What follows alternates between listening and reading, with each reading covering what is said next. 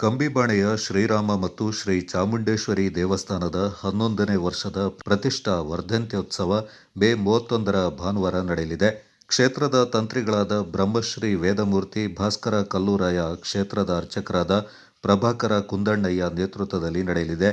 ಈ ಅಂಗವಾಗಿ ಗಣಪತಿ ಹೋಮ, ದುರ್ಗಾ ಹೋಮ, ರಾಮತಾರಕ ಹೋಮ, ಕಳಶ ಪೂಜೆ, ಶ್ರೀರಾಮ ಮತ್ತು ಚಾಮುಂಡೇಶ್ವರಿ ದೇವಿಗೆ ಪಂಚಾಮೃತ ಅಭಿಷೇಕ ಸಹಿತ ಪಂಚವಿಂಶತಿ ಕಲಶಾಭಿಷೇಕ ಮಹಾಪೂಜೆಯೊಂದಿಗೆ ಪ್ರಸಾದ ವಿತರಣೆ ಜರುಗಲಿದೆ.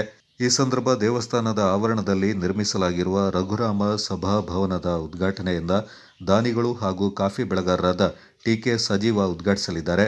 ಮುಖ್ಯ ಅತಿಥಿಗಳಾಗಿ ಸಂಸದ ಯದುವೀರ್ ಕೃಷ್ಣದತ್ತ ಚಾಮರಾಜ ಒಡೆಯರ್, ಮಡಿಕೇರಿ ಶಾಸಕ ಡಾ. ಮಂತ್ರಗೌಡ, ಮಾಜಿ ಸಚಿವರಾದ ಎಂ.ಪಿ. ಅಪ್ಪಚ್ಚು ರಂಜನ್, ಕೊಡಗು ಜಿಲ್ಲಾ ಪಂಚಾಯತ್ನ ಮಾಜಿ ಸದಸ್ಯರಾದ ಕೆ.ಪಿ. ಚಂದ್ರಕಲಾ ಮತ್ತಿತರ ಪ್ರಮುಖರು ಭಾಗವಹಿಸಲಿದ್ದಾರೆಂದು ಪ್ರಕಟಣೆ ತಿಳಿಸಿದೆ.